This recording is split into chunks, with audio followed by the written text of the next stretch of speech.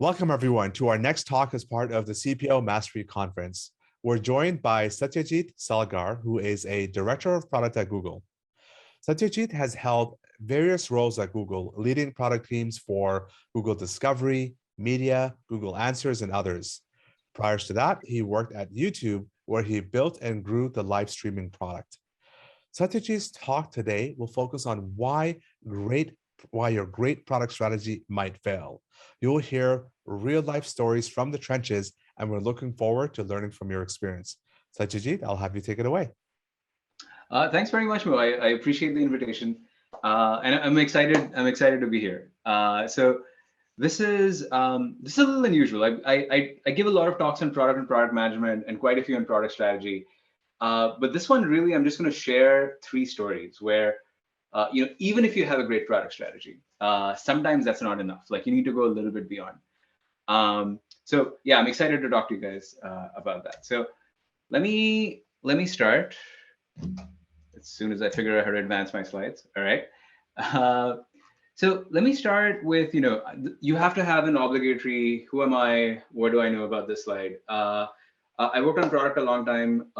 I started as an engineer. I worked at a startup in grad school. After grad school, I went to another startup founded by a professor of mine. I tried a startup on the side. That didn't work out. I joined Google after business school, thinking it would be something, I would do for about 2 years, but that was like 14 years ago now. But I've been lucky enough to work on a number of products while I've been here. So YouTube ads, Chrome, payments, games on Google Plus and Google Play. Um, I've worked on a bunch of products. I've led product teams. I've been lucky enough to work on a few different 1 billion plus user products and a couple of products that have failed, one of which I will talk about today. And I think I've had a chance to learn from some really great people about strategy and intuition. And so this talk is a little bit of things I've learned and things I've learned from others as well. Let me do a quick sort of take on product strategy first, though. I think product is an amazing job. I feel very lucky to be a product manager, but with it comes, and I can talk about that some other time, but with that comes amazing responsibility. And I think the core of that job is product strategy, right? So what is it that your team is doing is the critical part of being a PM. I love two definitions of product strategy. One is by Gibson Biddle. He talks about how will your product delight customers in hard to copy, margin enhancing ways. I love this definition because every sort of phrase there is why your product will succeed. The other one, which is a simpler definition, but I like, is from Adam Nash, which is as a product manager, your job with product strategy is to define what is the game you're playing. Why will you win? What is your plan? And then how are you keeping score? What is the metric that you're using to know, yes, my plan is working, I'm on track, I'm excited about this, right? So that is, in a nutshell, that really is product strategy. So the dirty little secret, though, is most product strategy that you will come across is terrible. In most cases, it's not even product strategy. Like many times when I talk to teams and say, like, what is your strategy? It's really a wish list. It's more of a plan. Sometimes it's what they think is a vision statement, or it's something that, an exec told them, hey, here's your strategy, and they go do that. And the reason is, good strategy is really, really hard. It takes a lot of work. Sometimes you need to get lucky. Sometimes you need to have a deep understanding of the market. You have to have incredible empathy for the consumer. That is not an easy thing to do. There's a number of books I suggest you guys can read. There's a number of articles out on the web. I like this one from Good Strategy, Bad Strategy, but it's mainly this idea that like it requires a lot of work and iteration and planning. But let's say you get there. Let's say you do all the hard work, you have an amazing product strategy. Sometimes even that is not enough. And so what I'm going to share is three short stories where you can have great product strategy, but in the end, sometimes even that's not enough. And so the thing I realized as I wrote these, as I was sort of thinking about these, was, oh, all of these are now pretty old. Almost all of these are over a decade now, which tells you I've been unfortunately doing this for a very long time. But let's start from there. Um, all right. So my first story is about one of the first sort of was in some ways at the time the most exciting thing I got to PM. It was about this is a story about games. So I was the first product manager on what was then Google Plus Games. This was the early days of casual gaming. Facebook had like done an incredible job on casual gaming on Facebook, and so this was our plan to sort of launch games on Google Plus. And I worked on it. I was the first PM on it. I sort of worked on it from nuts to bolts. So we worked on partnerships. We had a great strategy for how we go to market. We built developer APIs. We engaged with a number of sort of marquee partners. I designed the gaming mechanics along with the team on Google Plus. We launched a destination site, a merchandise store, all of that. It was awesome, honestly, when we launched and we saw scale. It was the only launch that I've been on where Larry Page came by later to congratulate the team. We grew usage. We had tons of happy users. Like we launched with 5 games. We had 30 in about 6 or 7 months. Usage hockey stick. At some point, it was 40% of all Google Plus usage. But fast forward 6 months, we were shutting down the product, and I was part of the team that sort of wrote how, I wrote the blog post, and we had, when we sort of announced it, we got emails from users saying, "Oh my God, I met my wife on this thing. What are you doing? It meant so much to me." It came crashing down. Now there were a couple of reasons, and to some extent, the team sort of saw it coming, but also didn't see it coming, and it made me think about, okay, what happened? There were a few reasons for this. Some were internal, right? So a lot of the team, myself included, had started working on the mobile version of this, which became Google Play Games, which lives today. And so some of our attention had shifted. But the real reason was external, right? Is while Google Plus Games itself was growing, we kind of missed the context of what we were doing. So even though Google Plus Games was growing as a platform, Google Plus was doing okay. And while games might help Google Plus as a platform, it also meant you had a bunch of developers on Google Plus that could now see how the platform was doing. Because they had developer APIs, they could see the rate of people's friends, they could see metrics to some extent. It sort of changed the PR narrative completely, right? So it sort of gave visibility to the external press of like, how is this platform doing, when it was something that the larger team didn't want to talk about. So overall, just the risk was enough that leadership said, all right, you guys, you're shutting down. You have to go focus on this other thing now anyway. You should think about bringing this product down. So it made sense in the context of the overall narrative. So and later, like a couple of sort of months after all of this happened, I was sitting down with a very senior product leader, and he said, I was trying to debug, like, what happened? What did I do wrong? And he said, we walked through it, and he said, like, did you see any scenario where this was going to succeed? And I was like, now in retrospect, I don't, but at the time, I just didn't see it. And so that's my sort of first takeaway from this story, right? Which is you can debug, you can understand your consumer, you can understand your market, you can understand gaming dynamics, and you can make the thing that you're working on successful. However, you have to understand the context in which all of it is placed. Sometimes, you're a feature within a larger product. Sometimes you're a product and the feature of a larger company. You have to sort of think all the way through to understand what the implications might be of what you're building. It's not sufficient to say, my product works for my users and I'm driving metrics and look, I'm succeeding. Having this broader view of how everything fits in is critical, and it's a huge part of product strategy. So that takes me to story 2. So I talked about something that wasn't successful, but now I'm going to talk about something that was incredibly successful, but had all these side effects that no one predicted at the time. Hopefully you recognize the logo. This is a story about YouTube. I worked at YouTube twice. I've been lucky enough to really enjoy sort of the product work there.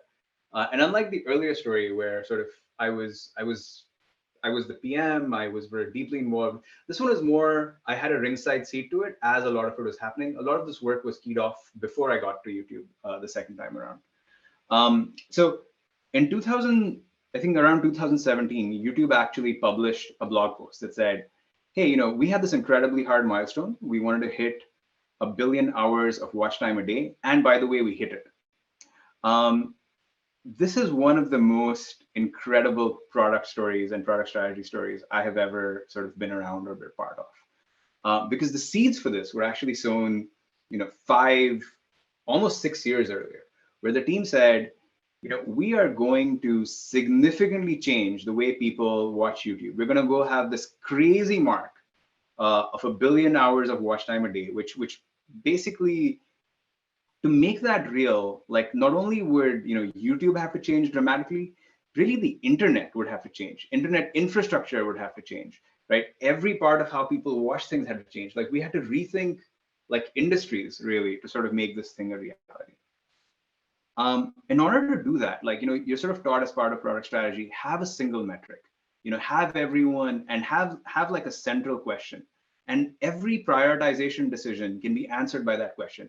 And it's very rare to see that done and to see that done well. And I saw that over this long period. Every decision that came up, people said, okay, will this grow watch time? And the answer was, oh yes. Okay, will this grow watch time more than the other thing? And the answer was yes, you got to do that thing. Every system, every business decision, every product decision, every infrastructure decision, people asked a simple question: is this going to grow watch time or not? How much watch time do you think it will grow? Every ML system did the same thing, which is, okay, let us optimize for the thing that will grow watch time. And it went incredibly well, right? We had this blog post, like people, it energized the company in like a really sort of deep way. And we executed. People were happy, creators were happy. You saw this amazing sort of effect on the entire ecosystem. And obviously, YouTube announced revenues a couple of days ago. All of that went really well at the time and continued to go really well. But somewhere in the middle of this, I had a chat with a creator, and I know we'd all noticed this trend for a while, but for me it hit home when I actually had this conversation with someone who was making decisions like this. And I kind of noticed that their video was, had a lot of fluff in it. It wasn't as tight as before. It was going a little bit longer. And so I said, hey, what's going on? I just feel like your videos are different. And he was like, yeah, I need to make it longer. And I was like, wait, why? He's like, because we all know that YouTube's optimizing for watch time. And he wasn't wrong, right? Because the algorithm was trying to go for slightly longer videos. So suddenly you have this world where once the creators had figured it out, like everyone was telling everyone else, like, yep, you need to make your videos longer. And I noticed it in my own consumption, right? So I listened to a lot of songs, and suddenly instead of being recommended the next 3-minute song, I would get recommended a 4-hour playlist of a compilation, right? And so it suddenly now changed what I consumed on YouTube completely, right? So you'll kind of notice this, like if you just sort of look at your related feeds, the videos you're often recommended are really long videos, right? So, and it's a problem for me as a parent. Like when I search for Peppa Pig, I get the 2-hour compilation of Peppa Pig videos versus the 10-minute thing that would be perfect for me, and I have to learn to filter it, et cetera, et cetera. Now, obviously, over time, we adjusted and like you started changing things. But when we got this strategy, nobody thought about the secondary effects, right? Nobody thought about, okay, how do we, what does this mean to the ecosystem? What are the downsides of this? What are the risks? We had anticipated things like revenue. We'd sort of anticipated all sorts of other things, but no one kind of saw this coming. And it did, to some extent, change the nature of the site, and you sort of have to adjust. And so that's my, sort of second takeaway from this, which is when you make changes, and especially if you're successful, you change the world around you. You change behavior. You change. Sometimes you change consumer behavior. Sometimes you change behavior of the ecosystem. When you sort of are successful at scale, that's really what you do. And it's really important to watch for the effects of your strategy succeeding. because that can sort of put your core mission at risk or sort of undermine it in some way. And so that's one of the things that I tell people, like, which is when things are working, see what's being affected now. See what you need to adjust, see what you need to change. That's like really critical to sort of product strategy as a whole. All right, with that, I'm going to switch to story 3. And this is actually the first PM job I had at Google. And this was sort of towards the middle of it. This was, I actually just moved to New York to work on what was then our payments product. It was called Google Checkout. And I was, I'd started working on things. I was like the buyer PM. For a while, I was the seller PM. So, what features merchants needed, et cetera, et cetera. But this is a story about that. This is a story about something related. So for those of you who recognize the logo, this is actually a logo of Venmo. So Venmo was, I think, started, if I remember correctly, around 2009. And sort of around 2010, we saw it gaining a bunch of traction.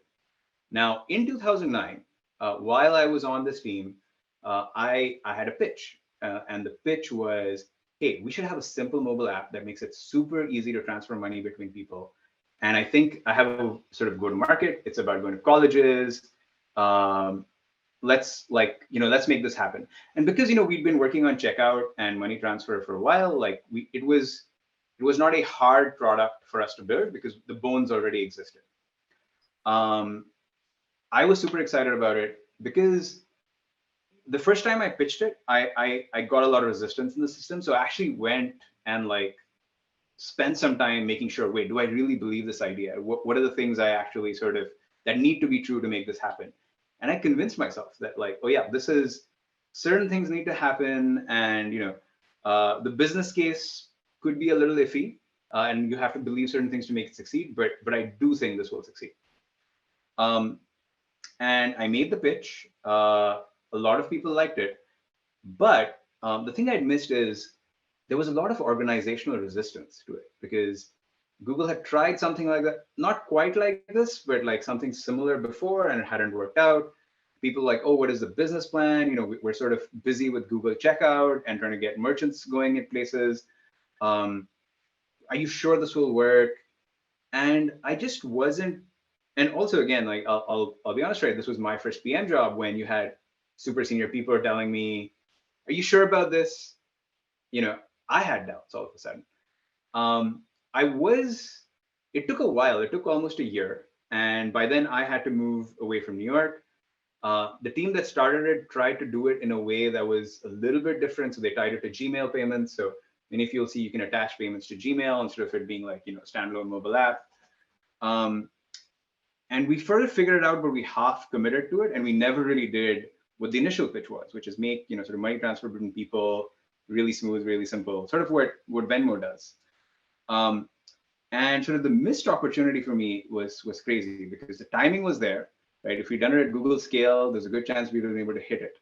But what I realized is I was not able to convince people around me. And so the thing that I will say is you can have clear strategy, you can write it down, but every company, every person has some notion of inertia, which is, hey, this is our main project. It's going over here. It's always hard to start new things. And there's a sense of like companies and people have long memories. If they've tried a version of something before and it hasn't worked, they sort of miss that times change, you can aim for a different consumer segment. And so they miss the chance that you can like, sort of actually have a different outcome. And part of the job and part of strategy is, sort of diagnosing that, like, why is my pitch not working? Why am I not able, if I have conviction about the idea, why am I not able to make it succeed? And that's part of the job, right? If you don't sell your strategy, if you don't convince people that this is something that they have to do, it doesn't matter if your strategy was great. You never get the chance to see it live. So, this is why, when anyone these days, a a lot of people ask me, like when we're transferring money, especially with parents, etc., they always come up with Venmo, and I'm like, oh, like if only. And so yeah, this is the end of my story, which is, like it doesn't matter how great your strategy was if you're not able to sell it, if you're not able to convince people, if you don't get the chance to make it work. So those are my 4 takeaways from these stories. The first is good strategy is hard. It's really hard. Most of what you will see is bad strategy. So expect that. Expect yourself to write the first version as a bad strategy. So work at it to make it good. Always sort of think beyond. Good strategy needs to be in the context of something bigger. Think about, how does this fit into my entire company? How does this fit into my product suite? How does this fit into the industry? Like, how are things shaping? Never sort of narrow scope too much, which is a risk I see particularly early on in people's careers. They think about, how can this individual piece succeed versus where it fits overall. If good strategy succeeds, sometimes it means you've got to re-examine the effects of what is actually happening around you. How is it affecting the ecosystem? How is it affecting consumers? Do you need to tweak things? Do you need to reprioritize things to adapt to that? And finally, good strategy doesn't really matter if you don't get the chance to actually make it real or to implement it. So learn how to sell your strategy, learn how to convince people, learn how to make it real. And yeah, so that's it. That's right off. Thank you very much. I hope this was helpful. That's awesome. Thank you, Satyajit. Your insights around your first story of understanding the entire context. You can Yeah. have a successful product, but external things could make it, could have adverse effects. Your second story around, if you're successful at scale, watch for the effects of that. And your third story, which was around, you might have the right strategy, but the importance of selling it to the rest of the organization is super important. These are things that are top of mind for all product leaders around us. And I just want to thank you for taking the time to share this with us. Folks, please take the opportunity to give Satyajit a big virtual round of applause. And Thank you very much. I appreciate the opportunity. thank you everyone for watching.